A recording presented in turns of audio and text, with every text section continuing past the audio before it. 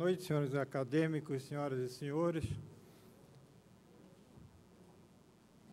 Falo aqui em nome da presidente da Academia Brasileira de Letras, que no momento se encontra no exterior, mas não queria deixar passar essa oportunidade para manifestar a satisfação da Academia com o lançamento desse livro, do segundo e do terceiro volume do livro História do Brasil Nação, 1808-2010, e, sobretudo, para se felicitar da presença nesta mesa de historiadores e escritores tão ilustres que tanto deram de seu tempo, de seu trabalho, de sua inteligência na preparação dessa obra, que será seguramente uma obra fundamental para a historiografia brasileira no futuro.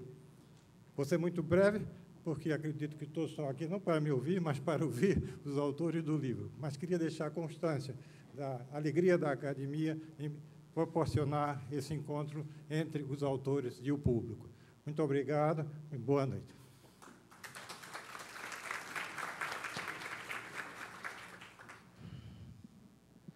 Muito obrigado, acadêmico Geraldo Holanda Cavalcante. Eu agradeço muito à Academia, em sua pessoa, representando a direção, por nos hospedar aqui hoje, nesse segundo lançamento desta história do Brasil, nesse projeto da Fundação MAFRE, cujo título é a Construção Nacional, quer dizer, a história, o título geral é História do Brasil Nação. Eu registro com prazer a presença aqui de vários colegas, bom, primeiro na mesa, o acadêmico Alfredo Bozzi, que colaborou no volume 2, o acadêmico Leslie Bettel, também colaborou no mesmo volume. Bom, em primeiro lugar, a Lili Schwartz, que é a coordenadora geral deste projeto no Brasil, e eu acho que os 5 volumes já estão prontos, faltam a publicação de mais 2, cujos coordenadores estão ali, a professora Ângela Castro, o professor Daniel Arão Reis, e Lili, eu acho que realizou um pequeno milagre ao conseguir coordenar 25 autores na feitura destes 5 volumes. Realmente é um trabalho dificílimo, complicado, e ela conseguiu levar isso adiante com muita eficácia, e além de coordenar o volume 3 que nós estamos lançando hoje. Nós temos ainda presentes aqui Gustavo Franco, que escreveu um dos capítulos do volume 3, e Luiz Aranha, que também escreveu conjuntamente com o Gustavo Franco este volume 3. Eu registro também a presença aqui do Roberto Feite, da Daniela Duarte, da editora Objetiva, que nos produziram, do ponto de vista, vocês já viram os volumes, quer dizer, uma extraordinária qualidade gráfica destes volumes, sobretudo a parte das imagens, está realmente uma beleza. Se o conteúdo não estiver muito bom, pelo menos a apresentação é muito boa. Eu começo, nós temos várias pessoas na mesa, vamos tentar não falar muito.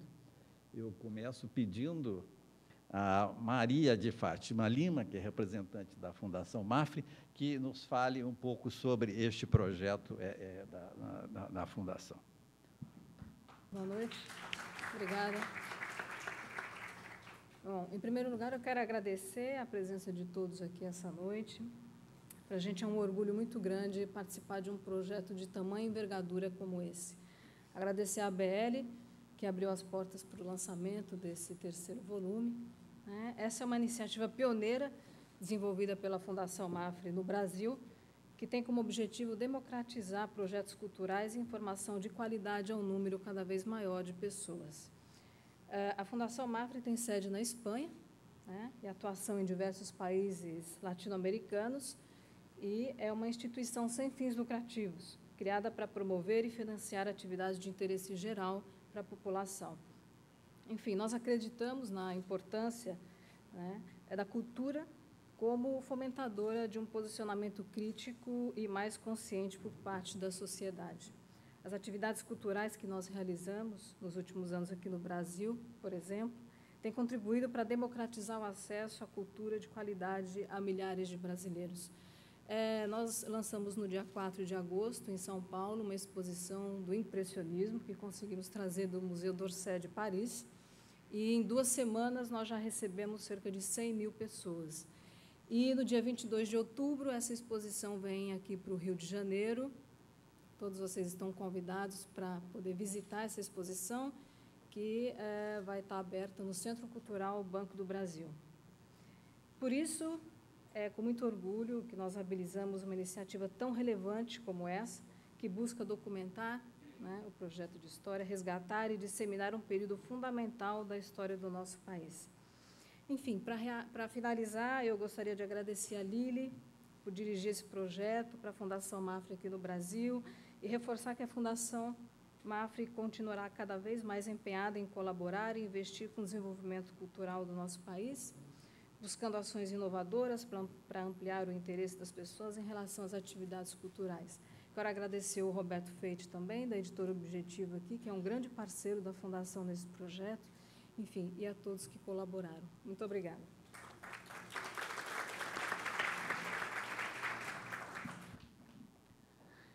Eu não mencionei, acho que porque nos criou um problema, o acadêmico Alberto da Costa e Silva, que organizou o primeiro volume e nos criou um grande problema, porque fez um volume tão bom e tão de alta qualidade que nos criou constrangimento. Eu fiquei envergonhado de apresentar o nosso, porque o trabalho dele, como sempre, no primeiro volume foi extraordinário. Bom, passamos agora, então, à segunda parte. Eu vou apresentar rapidamente o segundo volume e dar a palavra depois aos que colaboraram. Desculpe. Eu saltei aqui uma coisa. Primeiro, Lília Schwartz quer falar um pouco sobre a coleção, a parte brasileira da coleção. Na verdade, eu não quero falar, esse era o nosso programa original, é só para mencionar que nós agradecer a academia, mais uma vez, agradecer a MAFRE, a Objetivo, agradecer todos os autores aqui presentes, e só dizer que nós estivemos aqui para o lançamento da coleção, justamente o primeiro volume coordenado pelo acadêmico Alberto da Costa e Silva. Quando nós lançamos a coleção, era apenas um sonho, eu acho que agora, com esses 2 volumes, ela já vai virando uma realidade. Eu uso o gerúndio, porque a minha parte aqui, muito breve, é apenas explicar qual é o prosseguimento da coleção. O próximo volume já está em preparação, da professora Ângela de Castro Gomes. A ideia é que ele seja editado ou no final do ano ou no começo do ano que vem. Ao mesmo tempo, nós estamos editando o volume de fotos, coordenado pelo professor Boris Kossoi. Esse volume vai estar pronto em outubro, são 600 fotos sobre a história do Brasil. Ele sai junto com uma exposição de fotos que está sendo apoiada pelo Instituto Tomi Otaki e pelo Instituto Moreira Salles. A exposição vai ser aberta no começo de novembro e o ano que vem vai estar aqui no Rio de Janeiro. Na ocasião em que essa exposição será lançada, provavelmente vamos lançar o volume 4 e também o volume 5, coordenado pelo professor Daniel Arão Reis, que está aqui também. Então, a ideia é que até o primeiro semestre de 2013 nós vamos ter essa coleção completa. São 5 volumes de texto, que vão desde 1808 até 2010. Não é? O Daniel fez essa história do tempo presente. E, além do mais, um volume de fotos. Então, acho que é uma coleção de grande esforço. Ela segue os passos que foram, de alguma maneira, definidos pela Fundação MAFRE. Então, o meu papel aqui é só falar um pouquinho de como é que vai se desenvolver esse projeto. Muito obrigada.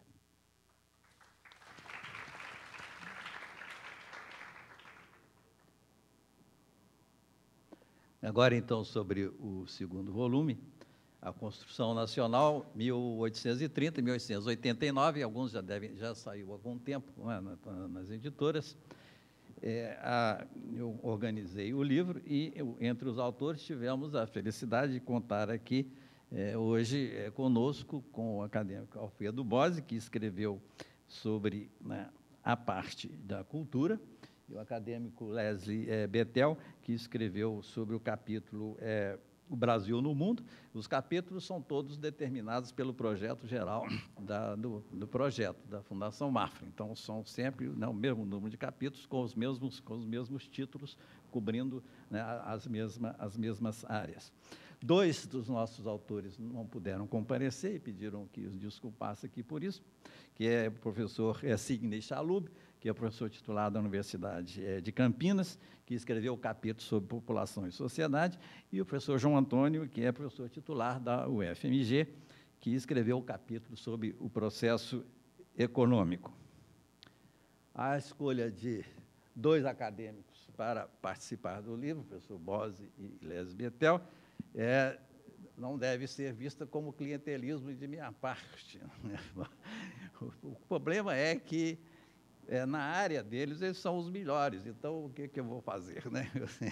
E nós não é por acaso que estão na academia. Então, eu tinha realmente que convidá-los para redigir estes 2 capítulos, sobre cultura e sobre o Brasil no mundo. De modo geral, sobre esse período, quer dizer, 1830, 1889, quer dizer, basicamente, o Brasil do século XIX, o Brasil do 800, que, né, os outros coordenadores certamente vão achar que o período deles é o mais importante da história do Brasil, mas eu acho que este é o mais importante da história do Brasil, e, obviamente, porque é a fundação do nosso Estado-nação. São as bases que estão ali exatamente neste período. Eu não vou ser muito rápido aqui, mas apenas apontar alguns aspectos que dão, né, que justificam esta afirmação. O primeiro deles é que foi o século XIX que o que aconteceu no século XIX é que fez com que existisse o Brasil. Não estou dizendo existisse dessa maneira, que existisse o Brasil, ponto. Isto é, a possibilidade da não existência do Brasil, como nós o conhecemos hoje, era muito grande. Basta ver o que aconteceu no período da regência, em que várias províncias se separaram do Brasil. Bahia se separou do Brasil, o Rio Grande do Sul se separou do Brasil, né, o Pará se separou do Brasil. Então, a possibilidade da hispano-americanização, né, da colônia portuguesa era muito grande, Foi, bom, para o bem ou para o mal, eu acho que foi para o bem, este período, os brasileiros, na época, conseguiram manter esta unidade a muito custo e garantir, então, a existência do Brasil como nós o conhecemos hoje. O segundo ponto é que também, em termos da sua parte física, da delimitação das fronteiras brasileiras, o Rio Branco ainda teve que completar algumas coisas durante a República, mas, basicamente, o Brasil, ao final do período imperial, estava constituído também, não só politicamente, constitucionalmente, mas também em termos de suas fronteiras físicas. Um outro ponto que eu acho que é um legado importante do século XIX é o constitucionalismo. Quer dizer, isto é um país que, como dizia Euclides da Cunha, né, foi o único país do mundo que foi criado a partir de uma ideia política, né, quer dizer, que ele está se referindo ao Benjamin Constant, né, a ideia do poder neutro, a ideia do poder moderador. E a prevalência da Constituição, das leis, isso não houve interrupção nenhuma durante o período. Mesmo após a proclamação da República, foi um período muito rápido que o Brasil viveu num período excepcional. Imediatamente houve uma Constituição, houve eleições, o país reconstitucionalizou. Quer dizer, esse valor dado à Constituição, à lei e às leis, eu acho que foi um legado importante do Brasil. Eleições ininterruptas, quer dizer, se a gente compara, não podemos comparar com países próximos a nós, como os países da América Hispânica. Bom, nenhum deles conseguiu o que nós conseguimos, eleições sistemáticas e regulares durante todo o período. E a República também rompeu aquilo muito rapidamente. Imediatamente houve novas eleições. É claro que havia enormes problemas com essas eleições, mas esse ritual de haver eleições, de haver um sistema representativo no país, e isso eu creio que foi um ganho, quer dizer, foi uma base importante que depois nem os militares tiveram coragem de suspender as eleições no Brasil, nem de fecharam o Congresso de vez em quando, mas mantiveram as eleições. Então, isso eu acho que foi algo que se enraizou e que era, né, um ponto realmente muito, eu acho que é uma herança importante. Outra coisa que hoje, às vezes, não se percebe muito, e há muitos equívocos, que eu acho, historiadores em relação a isso, sobretudo no segundo reinado, havia uma liberdade de imprensa quase licenciosa no Brasil. Quer dizer, se fazia tudo, se criticava tudo, o próprio imperador era vítima constante de ataques, às vezes, à sua vida pessoal, e ninguém ia para a cadeia. Se processava, mas havia anonimato. Então, se tentava processar, às vezes se processava o diretor do jornal, etc., mas, né, basicamente havia. E toda vez que se chegava ao imperador, a própria Condessa de Barral, né, que era amante do imperador, ficou furiosa com revelações, acusações das relações dela com o imperador, ela foi reclamar do imperador, ele falou, não tocar na imprensa, o controle da imprensa é a imprensa. A frase famosa dele, que é válida até hoje para o Brasil, né, que devia sair ainda nas manchetes, o controle da imprensa é a imprensa, não é a polícia, não é o judiciário, etc. Quer dizer, hoje, muito mais facilmente se vai para a cadeia, ou se é processado por falar certas coisas que na época se falava sem que houvesse consequências para as pessoas. Eu acho que também foi uma tradição importante. Outra contribuição, essa aí mais... tem que haver certas qualificações, foi que, afinal, se acabou com a escravidão no Brasil. Foi extremamente lento o processo, demorou demais, mas, finalmente, se acabou. E, né, de novo, eu creio que não sei, né, Lese me diga, acabar com a escravidão por processo... É claro que houve uma campanha popular, o primeiro movimento popular que houve no Brasil foi o movimento abolicionista, mas, finalmente, foi votada no Congresso. Eu não sei se houve outra abolição de escravidão que fosse votada no Congresso, na história. Aliás, me corrija, se eu estiver aqui... Hein? Sim, mas foi abolição para a colônia, né? não na Inglaterra, aí não vale. E, finalmente, como este ponto, o capítulo de Lese Bethel, e eu retomo este ponto na conclusão, que eu acho que também é importante, o século XIX firmou a identidade brasileira entre a Hispano-América e a Anglo-América. Quer dizer, claramente, o Brasil se firmou, neste momento, como uma entidade distinta. Não era Anglo-América e também não era Hispano-América. Isso vai ficar mais claro na exposição de Lese Bethel. Eu acho que este também é um ponto importante. Eu acho que havia 3 Américas, né? por ordem de independência, a Anglo-América, depois a Hispano-América e depois a chamar Luso-América, mas é uma terceira América distinta das outras. Do lado negativo, houve vários pontos também que temos que registrar. Certamente, uma tradição do século XIX, que continua até hoje, era a lentidão nas reformas, tanto sociais como políticas. Quer dizer, a escravidão foi realmente abolida e votada no Congresso, mas fomos o último país a abolir a escravidão no mundo ocidental. Então, obviamente, foi um processo, né, extremamente lento. Reformas políticas também, que eram exigidas desde a década de 60, como a abolição do poder moderador, do Senado vitalício, uma série de coisas mais, de centralização, também foram sendo, né, muito adiadas e constituíram, afinal, uma das razões para o advento da República. Entre elas, certamente, o excesso de centralização, né, na figura política administrativa, né, que realmente, naquele momento, quando a economia já estava se expandindo, sobretudo para São Paulo, constituía um freio que realmente incomodava as pessoas, e eu pessoalmente creio que a maior força do Partido Republicano estava no federalismo, na demanda do federalismo, que era realmente premente. E, finalmente, o que eu chamo de monarquia presidencial. Quer dizer, o poder moderador dava ao imperador, legalmente, constitucionalmente, um poder que, ao longo do período, no início foi bem aceito, ao longo do período se transformou realmente em algo excessivo e que provocava muitas reações. E aí, um dos pontos também principais da campanha republicana, quer dizer, república era, sobretudo, para muita gente, além de federalismo, era o autogoverno do país, o autogoverno significando a abolição da monarquia. Bom, este é apenas um breve apanhado, né, do período. Outros aspectos são tratados especificamente pelos outros colaboradores. O capítulo do Sidney Chalub, professor Chalub, que não está aqui, sobre sociedade, população e sociedade, ele dá muita ênfase que a área de trabalho dele ao problema da escravidão no Brasil e suas consequências sociais e culturais. O capítulo do professor João Antônio, que é um economista, tem como conclusão geral a ideia de que o país, sim, cresceu durante o século XIX economicamente, não estava estagnado.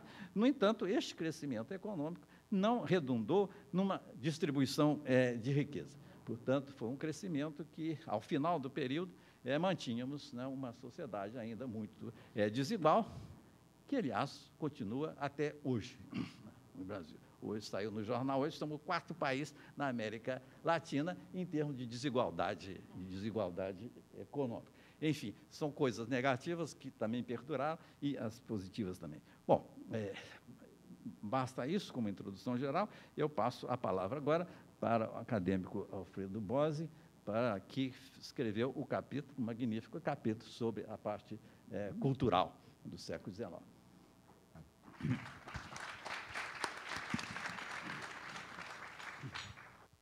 Professora e colega Lila Schwartz, que nós devemos a organização total, né, deste projeto, né?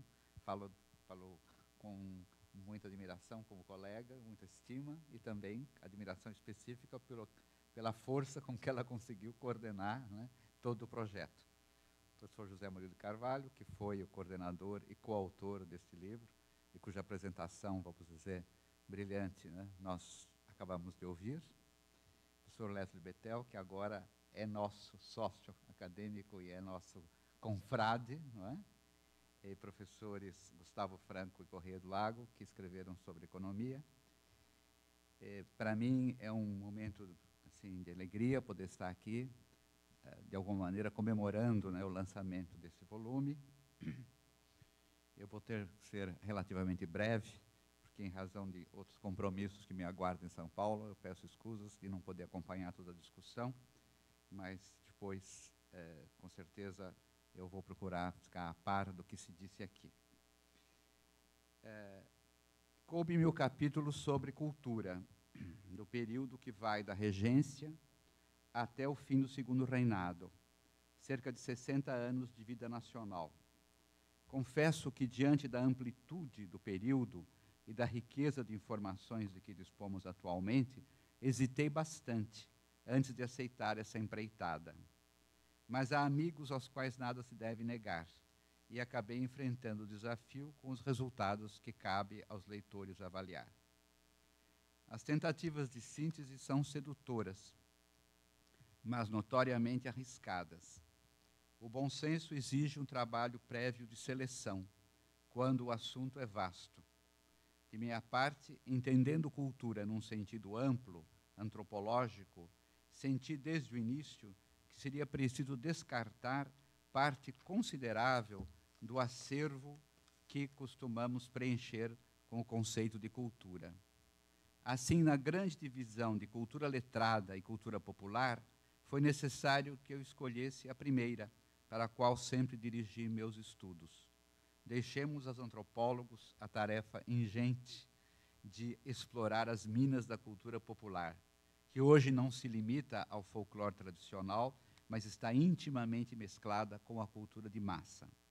De todo modo, todas as manifestações simbólicas são cultura: ciência, filosofia, educação, letras, artes, os espetáculos de vários tipos, em suma, uma enciclopédia, uma paideia.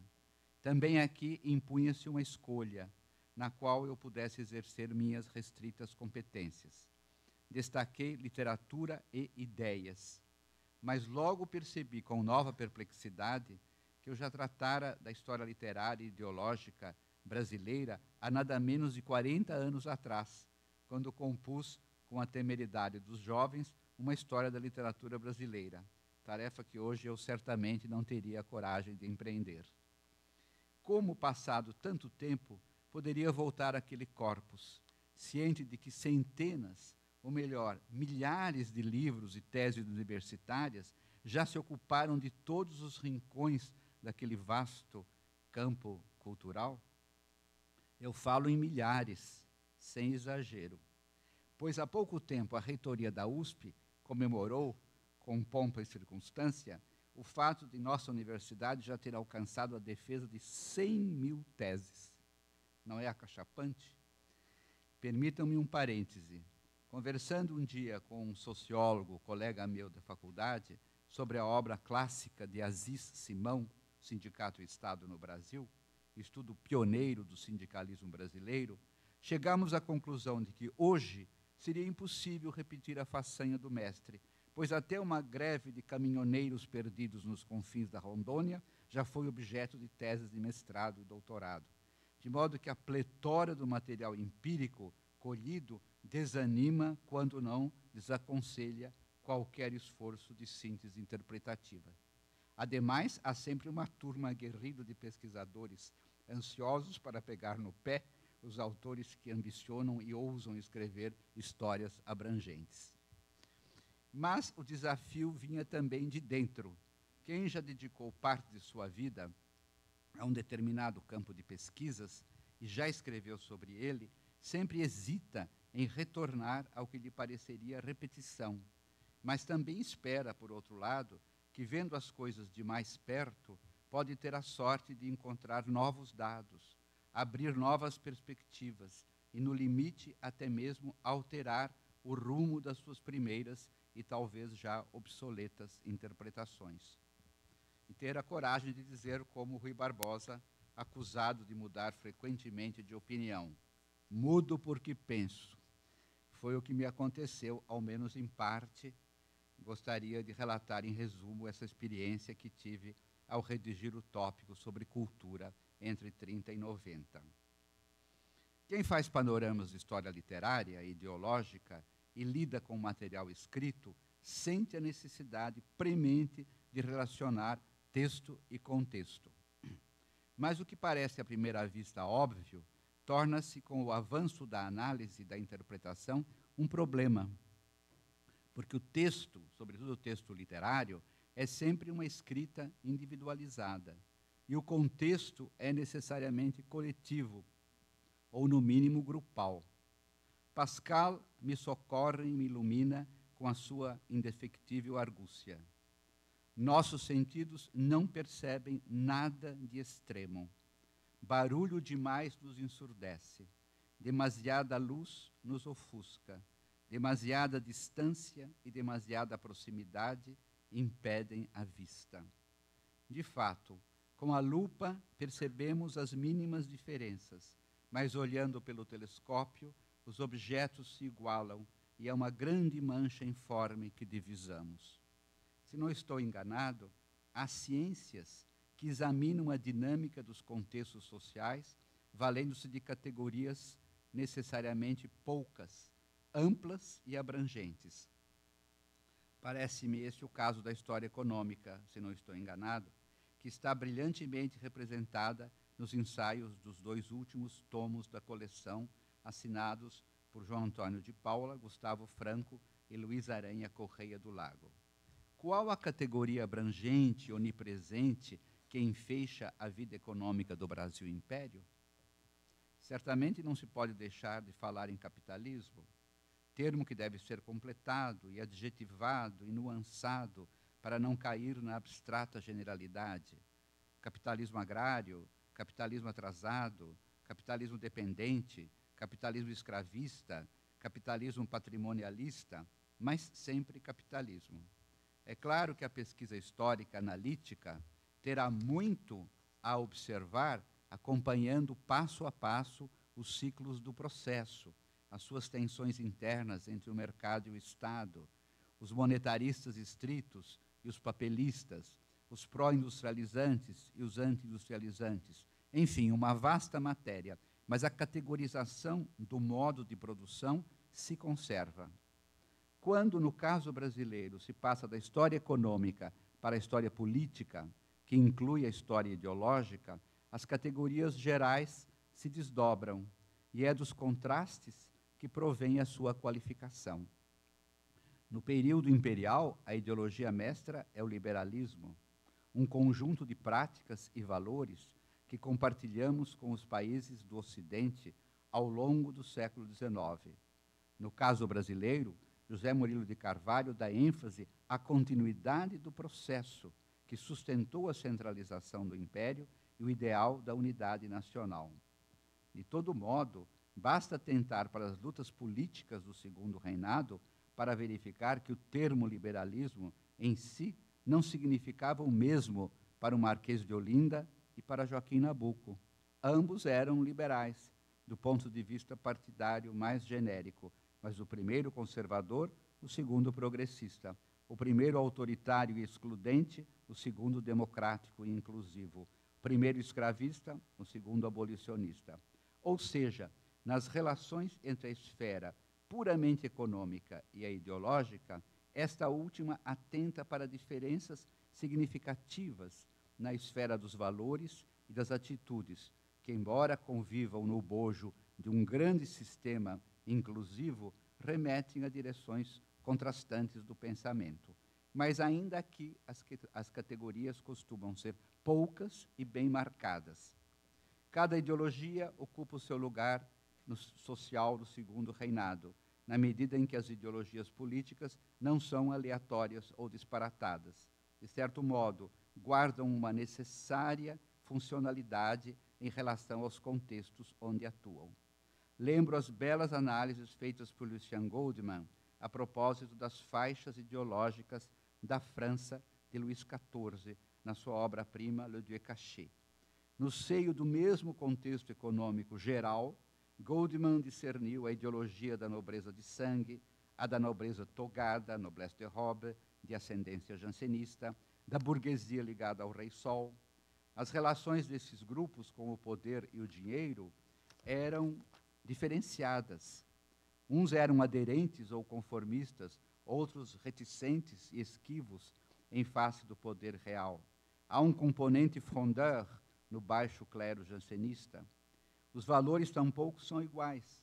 O que é honra militar para o nobre de sangue, de filiação feudal, é amor próprio e pecaminosa vaidade para o moralista de Port-Royal.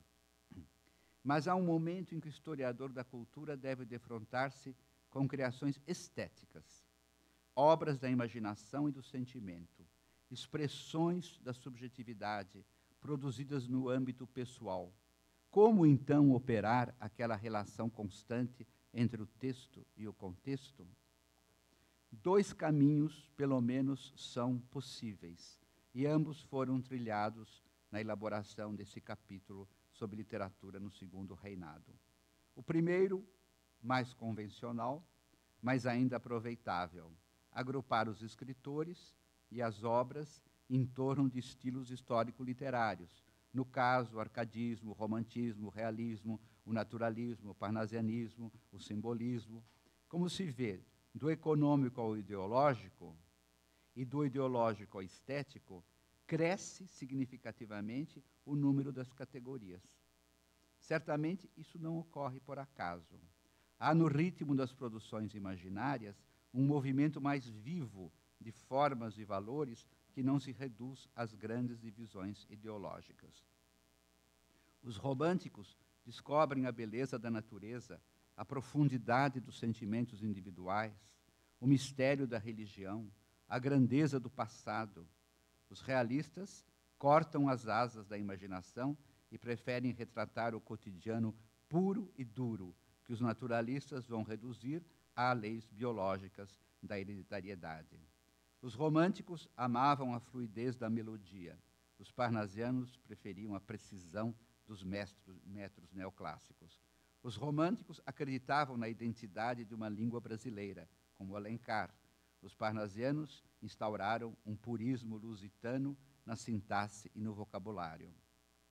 Esse seria um primeiro caminho. Ajustar os escritores a movimentos ou escolas literárias. Mas pode ser ainda pouco. Olhando de perto, com a lupa da individuação, as diferenças avultam. Gonçalves de Magalhães é um romântico tradicional. Gonçalves Dias, um poderoso indianista. Álvares de Azevedo, um lírico inconfundível do amor e da morte. Castro Alves, um cantor da liberdade. Então, todos são românticos? E o que é romantismo? Dizia Valéry, il faudrait avoir perdu tout esprit de rigueur pour vouloir définir le romantisme. Seria necessário ter perdido todo o espírito de rigor para querer definir o romantismo. Quem foi educado na leitura da estética de Croce, como fui durante os anos universitários, em meu estágio florentino, sabe que o indivíduo é inefável. E repetindo Aristóteles, que não há ciência do individual.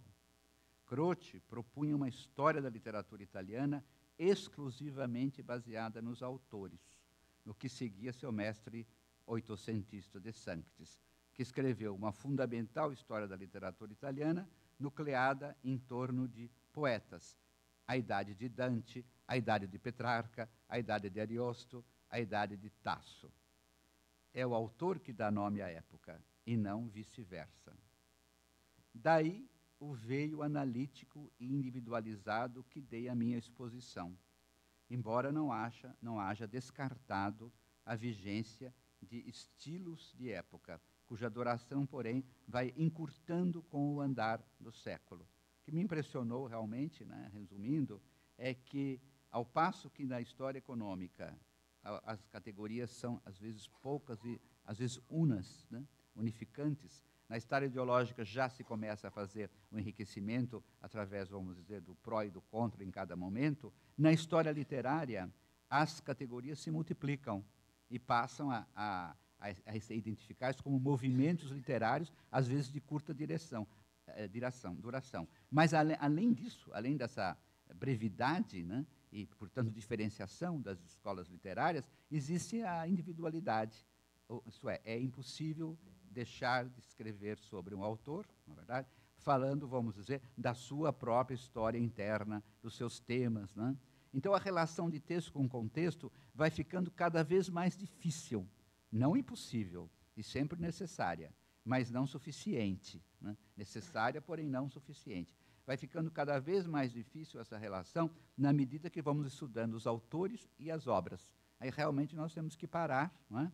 E contemplar realmente o indivíduo. É claro que falar do indivíduo de uma maneira científica é uma quadratura do círculo, não é impossível, né, definir absolutamente. A gente pode usar uma série de adjetivos, né, ao lado do autor, uma série de adjetivos, mas sempre haverá uma diferença individual.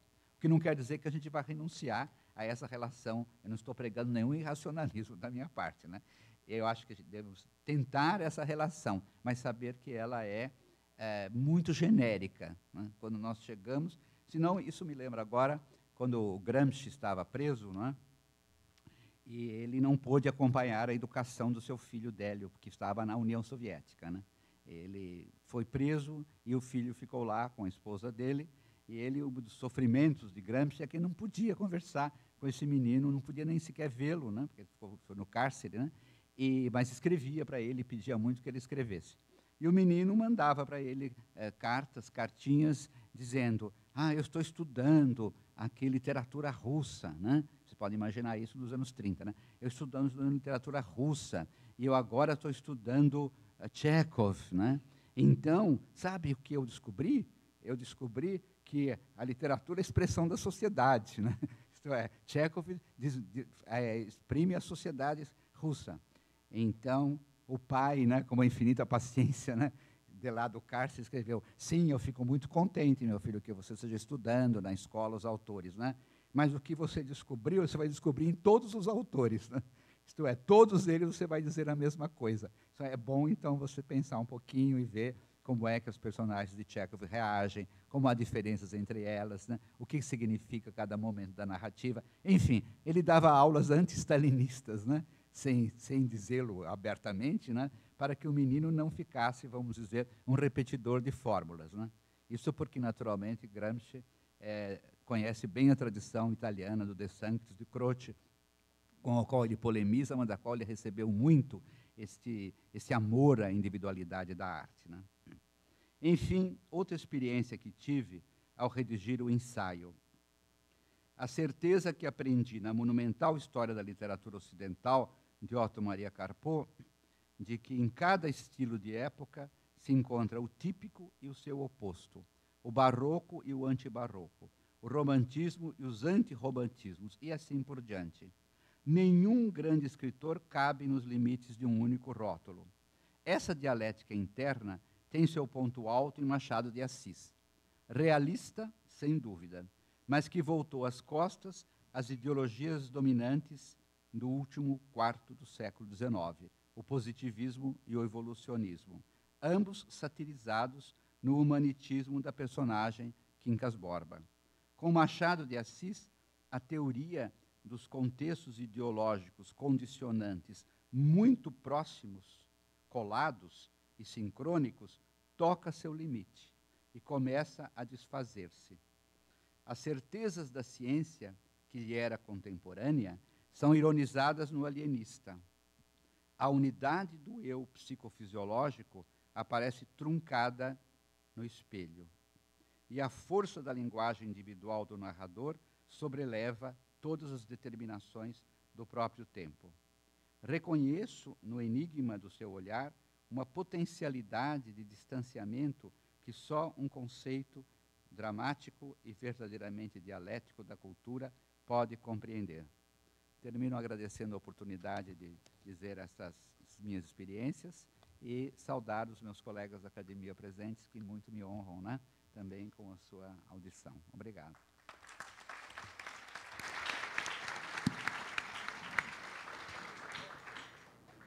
Muito obrigado, Bose. Eu passo a palavra agora ao professor Lésio Bettel. O professor Lésio Bettel, para os que não sabem, foi o coordenador da obra monumental, que é a Cambridge History da América Latina, e com isso ele adquiriu um conhecimento muito vasto sobretudo sobre as relações externas e as comparações entre o Brasil e outros países da América Ibérica, que eu prefiro falar, a América Latina. Professor Lésio Bettel, por favor, para falar sobre o Brasil no mundo. Obrigado, Murilo. Gostaria de aproveitar essa oportunidade de congratular a Fundação Mafre, que idealizou o projeto América Latina na História Contemporânea, com 3 ou 5 volumes sobre cada país. Lili Schwartz, pela organização da coleção História do Brasil, em 5 volumes. A editora Objetiva, pela sua publicação em português, antes da publicação em espanhol. E pelo projeto gráfico lindo, muito lindo. E, finalmente, os organizadores dos primeiros 3 volumes já publicados. Alberto Costa e Silva, José Murilo e Lili Schwartz, mais uma vez. Eu sei como é difícil editar trabalhos coletivos. From bitter experience, da experiência dura. Como organizador do Cambridge History of Latin America, apenas 12 volumes, mais 10.000 páginas, e publicado em inglês, espanhol, português e chinês. Cada volume da coleção História do Brasil tem um capítulo sobre as relações internacionais do Brasil, no mundo. No volume 1, embaixador Rubens Recupero, sobre o período da independência. No segundo volume, eu sobre o Império, e terceiro volume, Francisco Doratiotto, sobre a Primeira República. Na proposta da coleção, deveria dar ênfase às relações, articulações, conexões do Brasil com a América Espanhola, o resto da América Latina, reservando parte menor para os contatos com o resto do mundo. Na minha contribuição, o problema foi que no Império, as relações do Brasil com seus vizinhos na América do Sul, América Latina, com a exceção das repúblicas platinas, obviamente, foram extremamente limitadas, praticamente nulas. Algumas missões diplomáticas sobre as fronteiras, etc.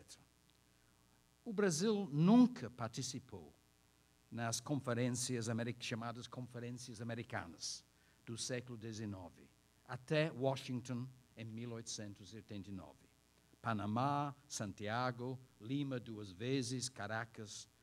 Os vários projetos dos vizinhos para uma unidade americana, sem os Estados Unidos. As relações do Brasil com os Estados Unidos foram também, em geral, amistosas, mas muito distantes no Império, no século XIX, até a proclamação da República. Quase o único contato substantivo do Brasil com a América do Sul, América Latina, foi nas 3 guerras do Rio da Prata, onde o Brasil teve interesses geopolíticos e econômicos. O primeiro, contra as Províncias Unidas do Rio de la Plata, pelo controle da Banda Oriental, o que resultou na independência do Uruguai. O segundo, em aliança com Entre Rios e Corrientes e Uruguai, contra o ditador em Buenos Aires, Juan Manuel de Rosas. O terceiro, a Guerra do Paraguai, em aliança com a Argentina e o Uruguai, contra o ditador paraguaio Francisco Solano Lopes. Portanto, a grande parte do meu capítulo foi sobre o resto do mundo. E o resto do mundo significa África, o tráfico de escravos, legal e ilegal, até a década de 50, e principalmente a Europa, especialmente Grã-Bretanha. A dominante influência política externa no Brasil, desde 1808, era da Grã-Bretanha. Durante todo o Império, Grã-Bretanha era o principal parceiro comercial do Brasil.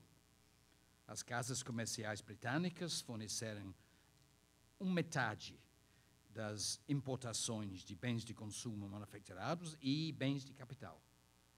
Elas ofereceram serviços financeiros e elas exportaram as três principais exportações do Brasil: açúcar, algodão e café, através de companhias de navegação britânicas. Mas o café aos mercados nos Estados Unidos e na Europa continental, porque os ingleses não tomaram muito café naquela época. Também a Grã-Bretanha era a principal fonte de capital do Brasil. O City of London forneceram todos os empréstimos aos governos do Império e quase todos os investimentos diretos nas ferroviárias, portos, serviços urbanos, linhas telegráficas, etc. Sobre o Brasil e Grã-Bretanha, eu tentei responder às 3 perguntas específicas. A pressão diplomática e naval da Inglaterra foi responsável pela abolição do tráfico de escravos no início da década 50. Yes. O Brasil foi parte do chamado Império Britânico Informal? Não. O Brasil e a Argentina foram instrumentos do imperialismo e capitalismo britânico, os interesses geopolíticos e econômicos de Grã-Bretanha na Guerra do Paraguai? No. Absolutely no.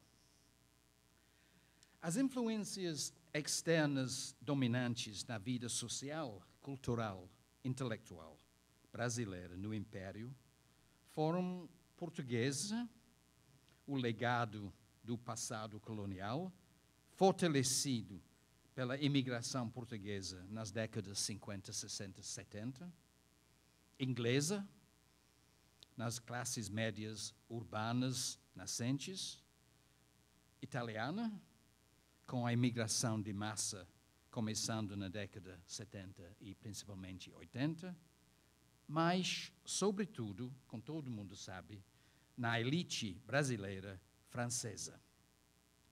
Na arte e arquitetura, literatura, ideias, moda francesa. Apenas na música, eu acho, a ópera italiana foi mais apreciada do que a ópera francesa no Brasil no século XIX. Com a proclamação da República em 1889, a política externa brasileira foi americanizada. Por isso, no capítulo Brasil no Mundo, no terceiro volume da coleção, com título A Abertura pelo Mundo, Francisco Doratioto poderia ter escrito um pouco mais do que eu sobre as relações, conexões, articulações do Brasil com seus vizinhos hispano-americanos. As negociações sobre fronteiras, o Pacto ABC, Argentina, Brasil, Chile, do Barão do Rio Branco.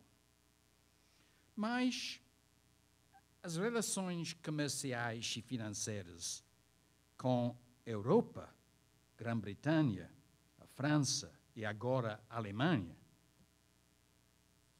continuam fundamentais. E as relações culturais, intelectuais, continuam principalmente com a Europa, com a Grã-Bretanha, com a França. Um ponto final.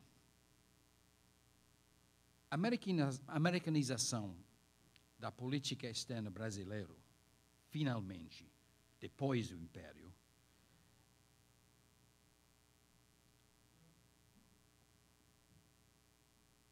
significou, ao meu ver, muito menos a latino-americanização. Tem historiadores falando sobre a latino-americanização da política externa do Brasil na República. A americanização nunca significou a latino-americanização. Foi muito mais uma aproximação, um alinhamento automático com os Estados Unidos, que continuou, mais ou menos, até o início da década 60 do século XX e a política externa independente dos governos Jânio Quadros e João Goulart. Obrigado.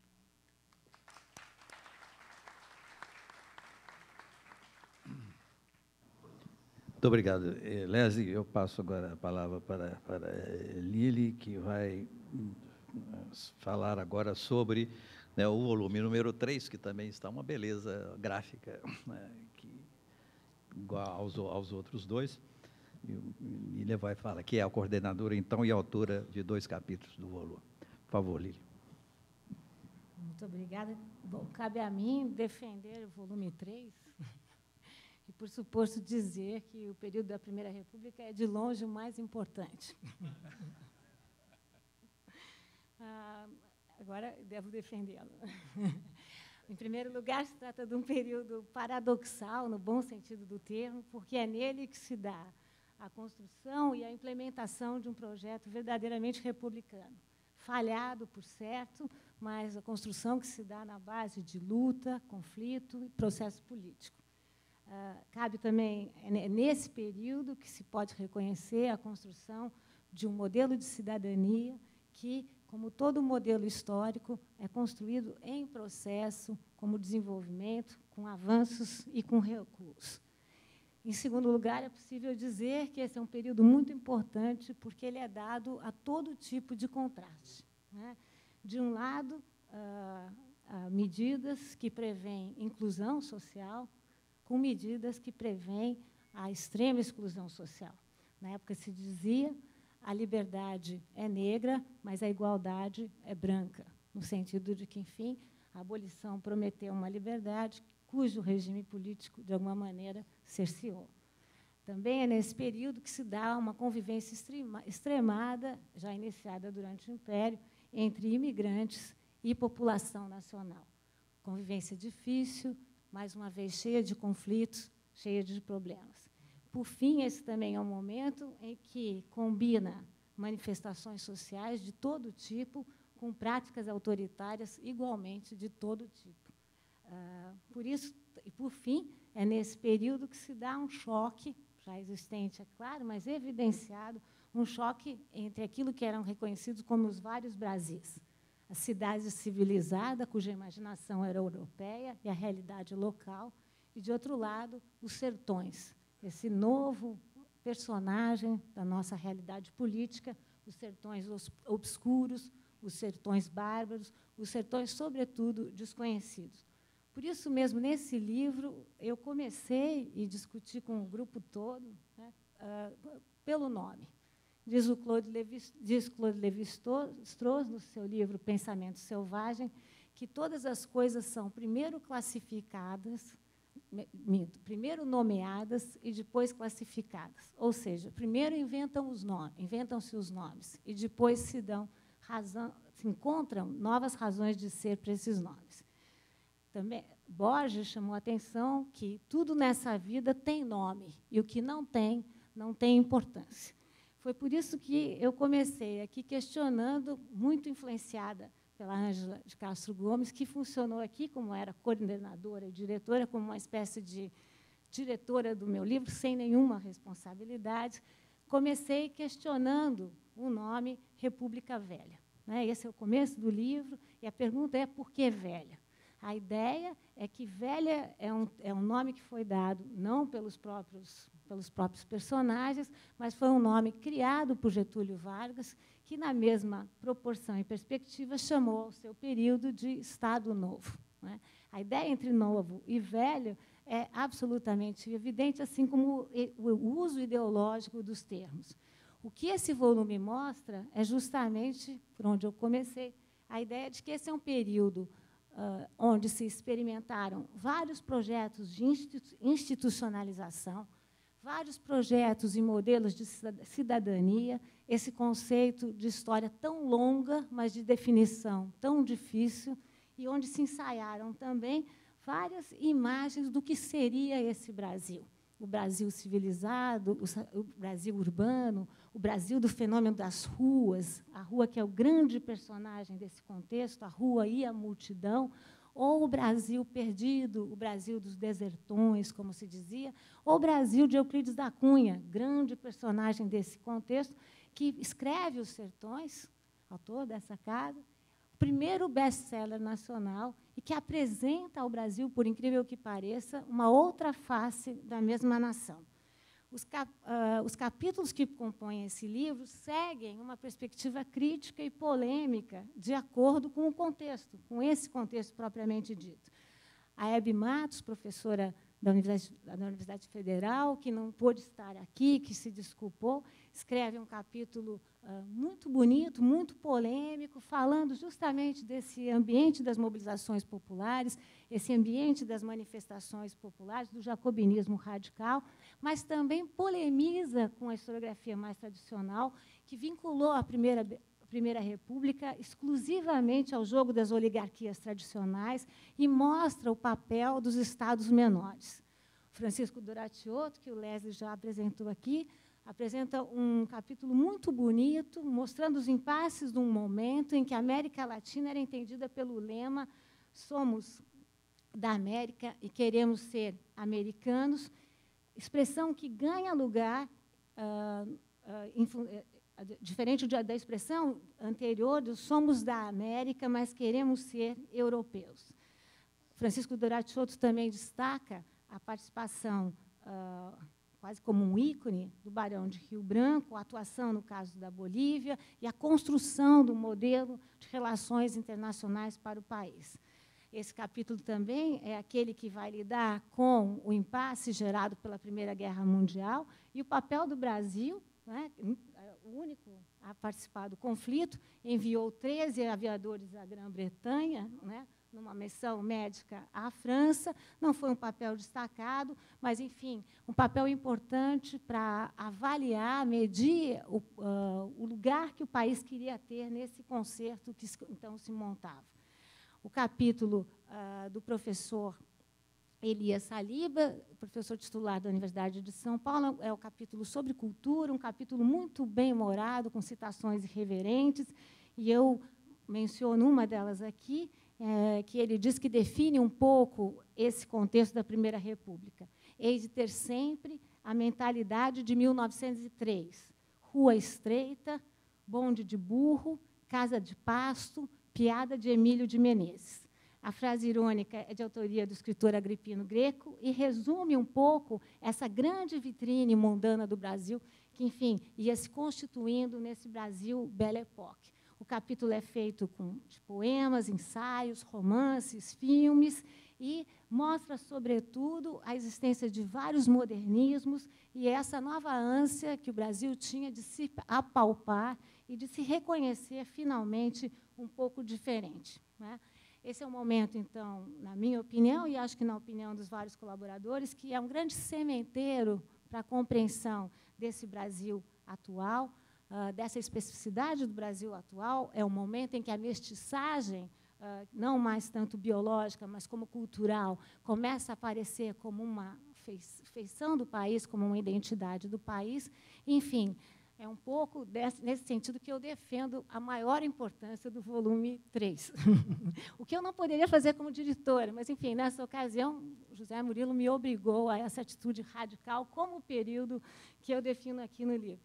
É claro que eu não vou cometer a leviandade de falar sobre o capítulo de economia tão bem representado pelos dois autores, Gustavo Franco e o Luiz Aranha Correia do Lago.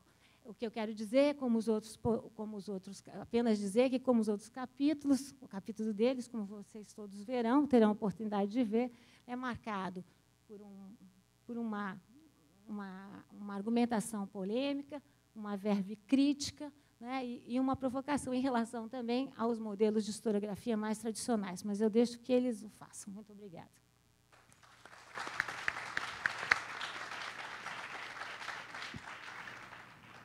Muito obrigado, Lili. A gente continua essa disputa em outras arenas.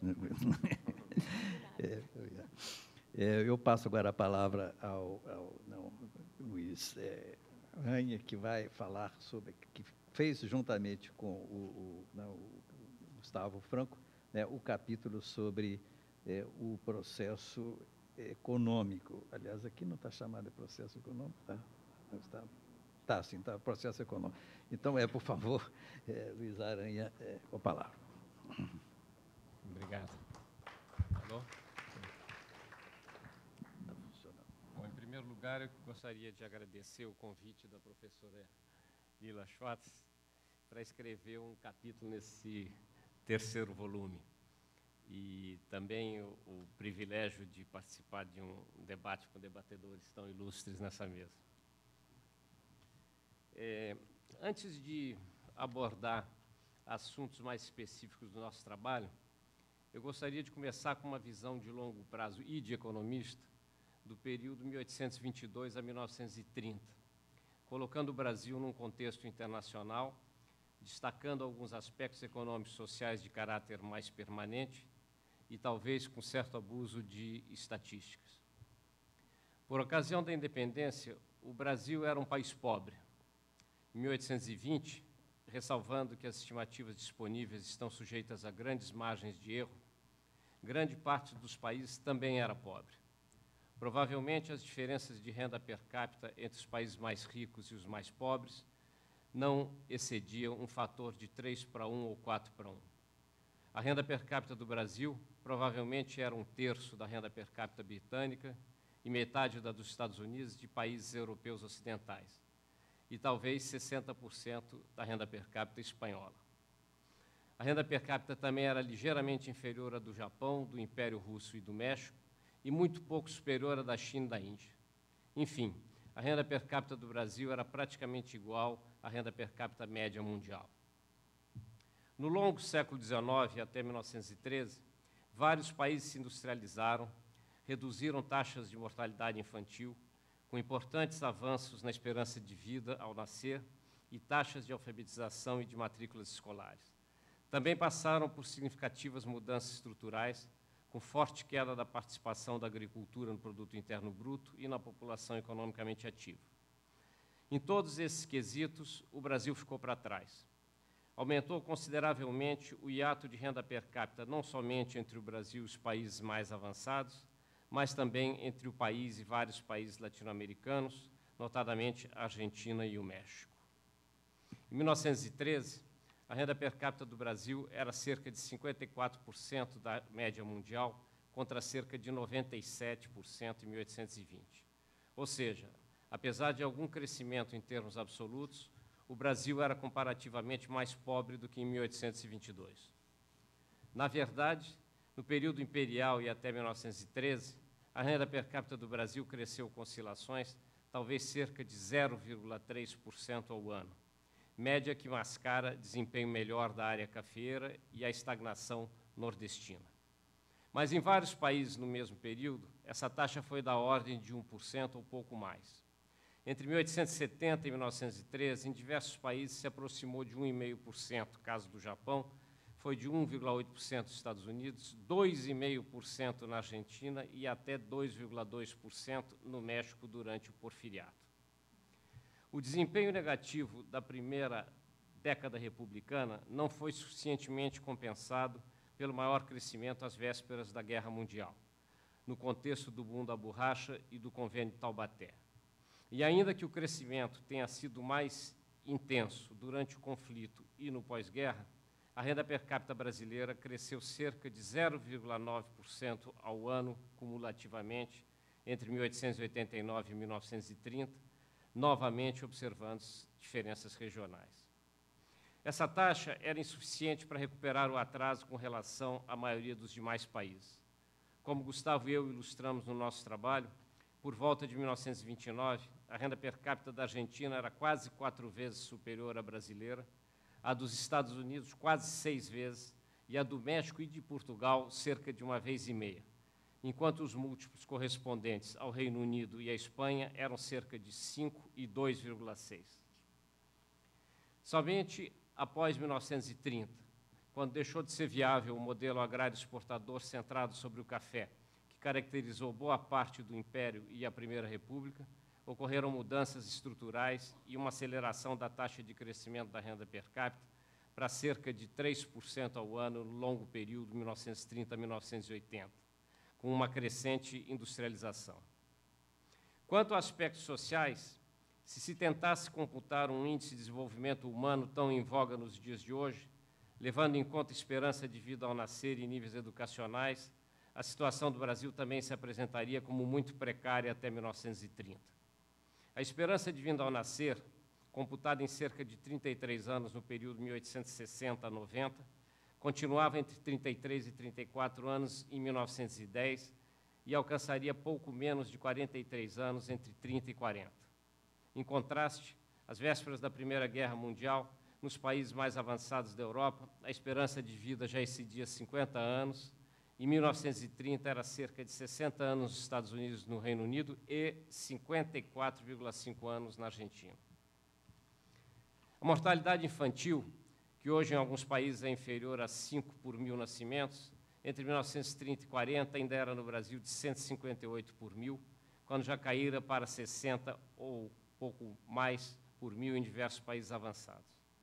Finalmente, o índice de analfabetismo da população como um todo era da ordem de 84% em 1872 e permanecia em 75,5% em 1920, ou em 65% se tomarmos a população de 15 anos e mais. Enquanto, em 1910, 62,5% dos argentinos eram alfabetizados e entre 90% e 96% dos habitantes dos vários países da Europa e dos Estados Unidos. Como destacou Elias Saliba no seu texto, em 1920, só 29% da população em idade escolar estava matriculada em escolas no Brasil. mas em 1910 a taxa de matrícula de crianças de 5 a 14 anos nos Estados Unidos era 94%, na França 86% e na Argentina 42%. Mas, apesar desse quadro comparativo negativo, é inegável que o Brasil passou por grandes transformações no período 1822-1930, que não se resumem em números, notadamente no campo social e cultural, como se vê em outros trabalhos desses 2 volumes, notadamente no do Dr. Alfredo Bose. Assim, gostaria de abordar brevemente 4 tópicos: mão de obra, terra, capital e mudanças estruturais com o crescimento da indústria de serviços, tentando não repetir o que já foi dito pelo Leslie. No período imperial, como tratado por João Antônio de Paula e também por José Murilo de Carvalho, depois da consolidação da independência e dos anos conturbados da regência, o país teve que enfrentar as chamadas questões da terra e da mão de obra, destacando-se o ano de 1850, pela abolição efetiva do tráfico de escravos, após cerca de 20 anos de importações tecnicamente ilegais, a Lei de Terras e o Código Comercial. Sidney Chalhoub ilustrou as preocupações ocasionadas pelo fim do tráfico em termos de ameaça de reescravização da população negra livre, que, mesmo não ocorrendo, deve ter causado considerável angústia, talvez não atenuada pela Lei do Ventre Livre em 1871. O último país a abolir a escravidão no mundo ocidental, o Brasil conseguiu, através de uma imigração subsidiada, proporcionar uma oferta de mão de obra adequada para a continuada expansão da cafeicultura.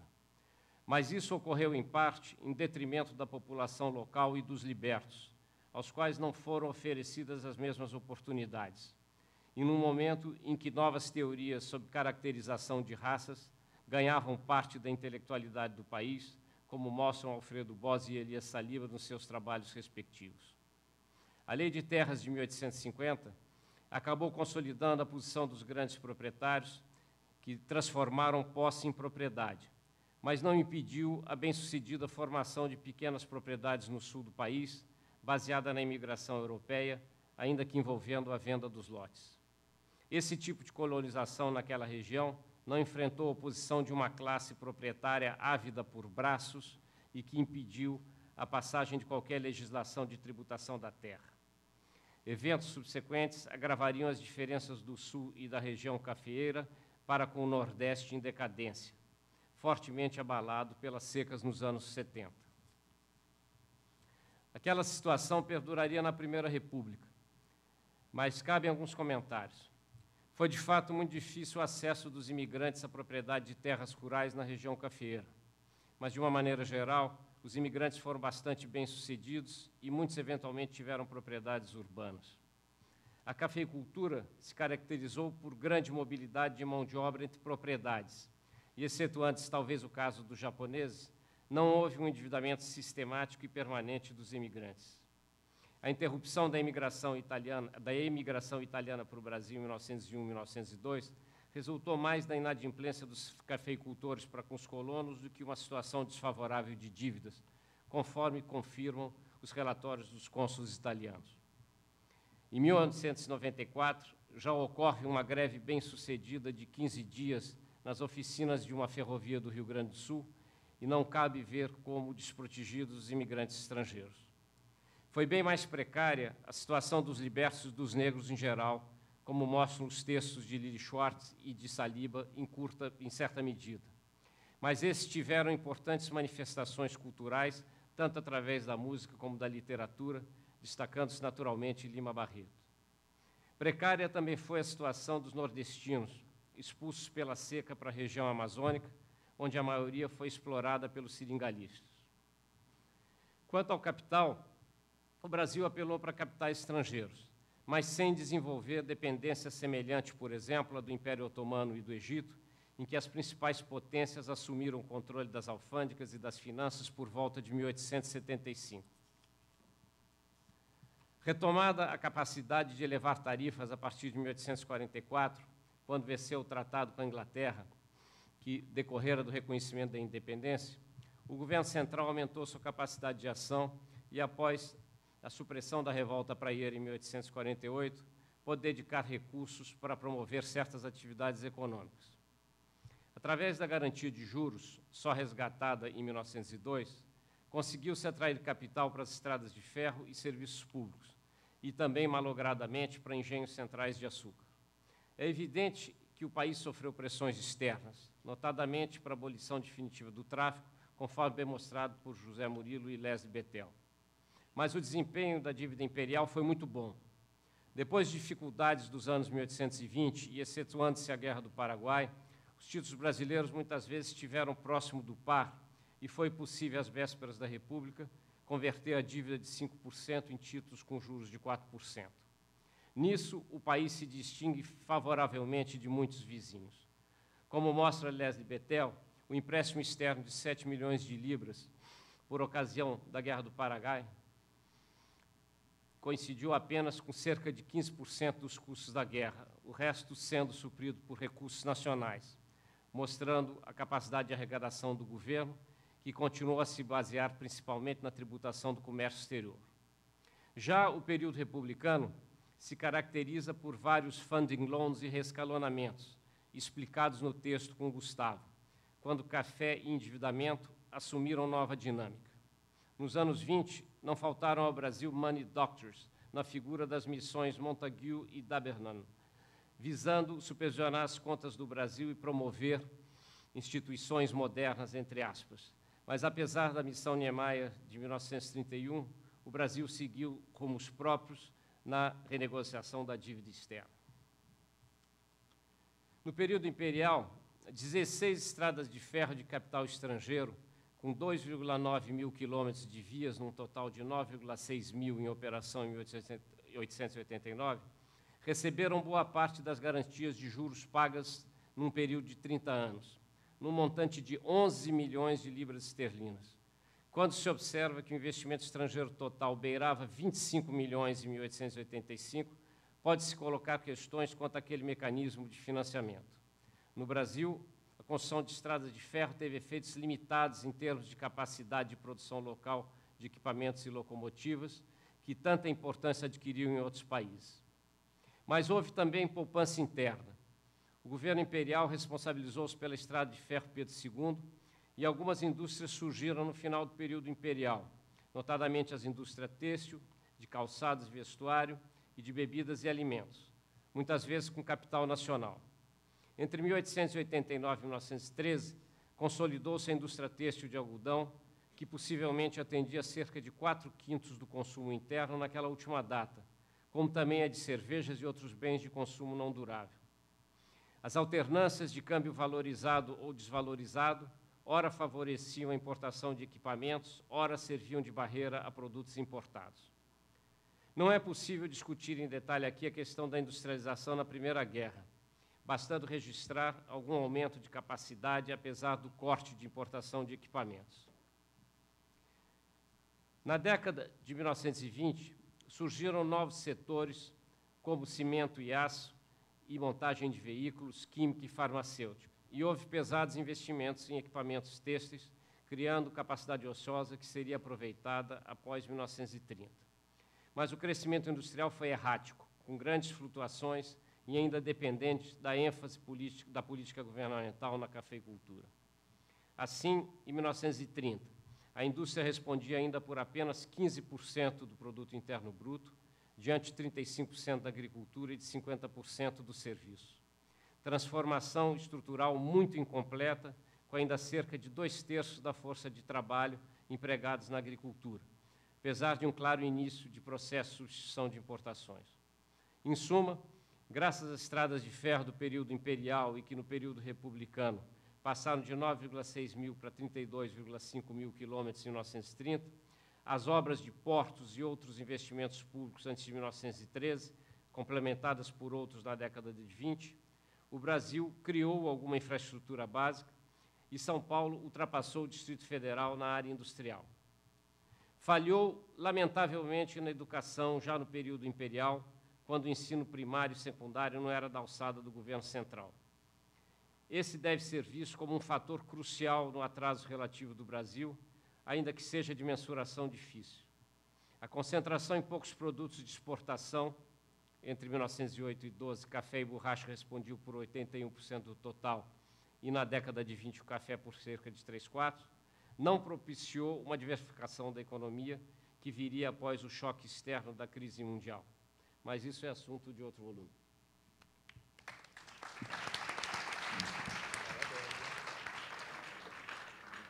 Obrigado, Luiz Aranha. E, por fim, Gustavo Franco, por favor.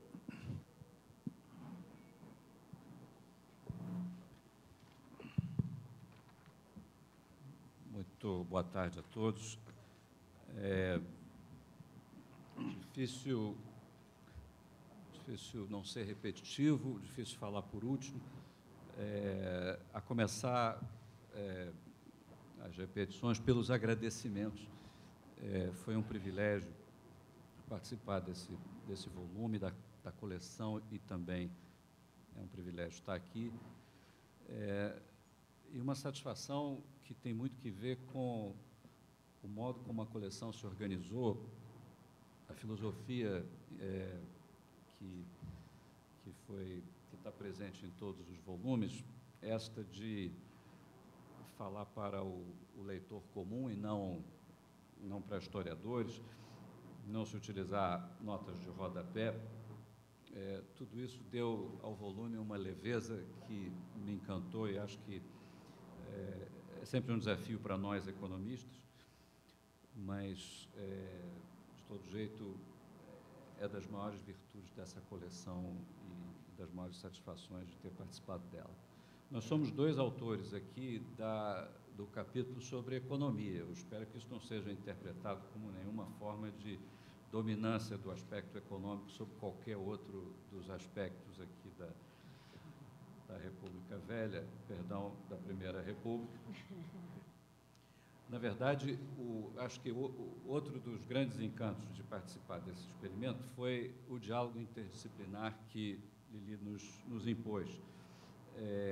E por isso é uma satisfação imensa ler os outros capítulos que tratam do mesmo objeto, vistos sobre diferentes ângulos, que às vezes parecem se interpenetrar, se sobrepor nas suas conclusões. Isso é muito interessante, é dos aspectos que eu tenho certeza que mais vai agradar ao leitor, que é, no fundo, o que todos buscavam. São vários esses momentos.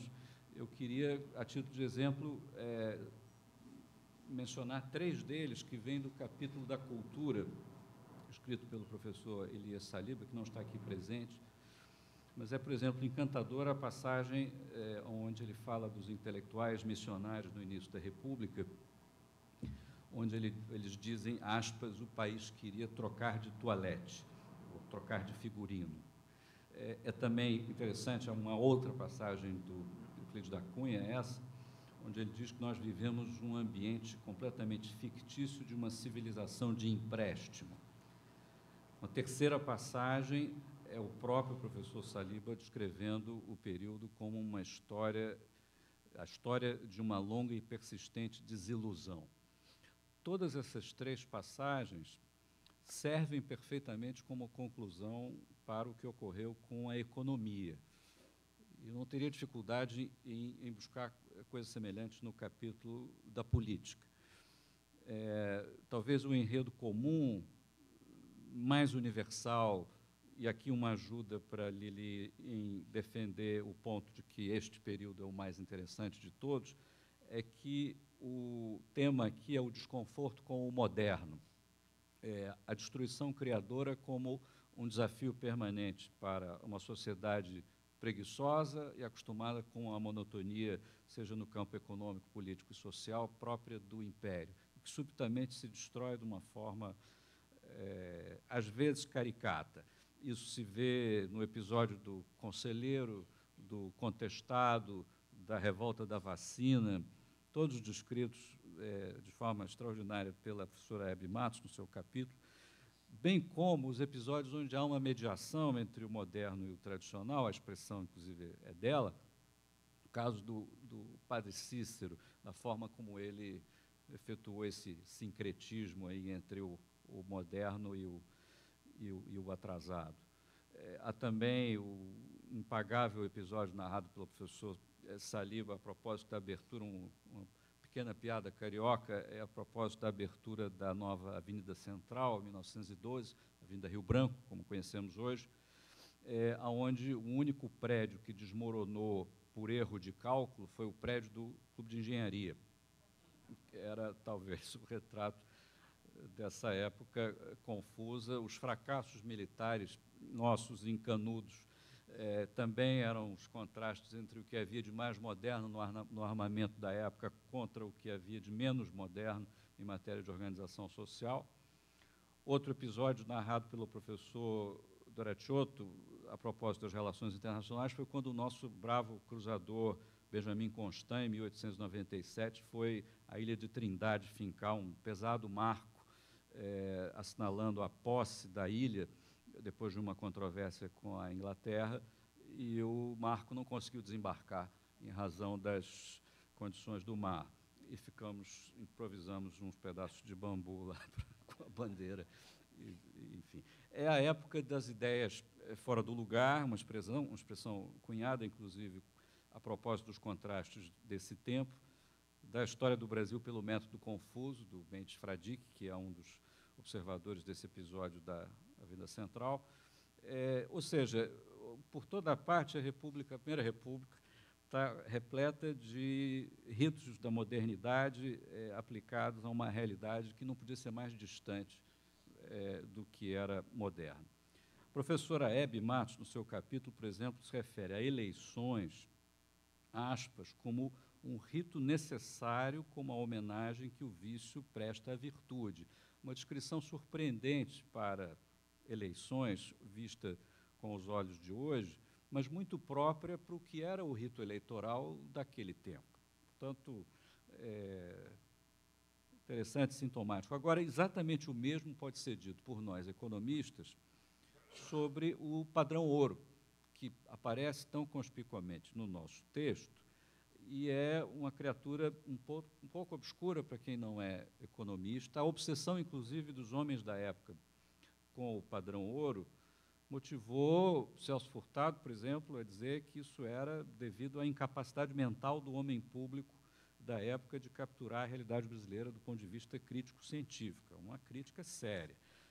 Por que a obsessão com isso? Era vamos dizer, o modo como o tempo, como na época se organizava a economia, era o que unia as economias,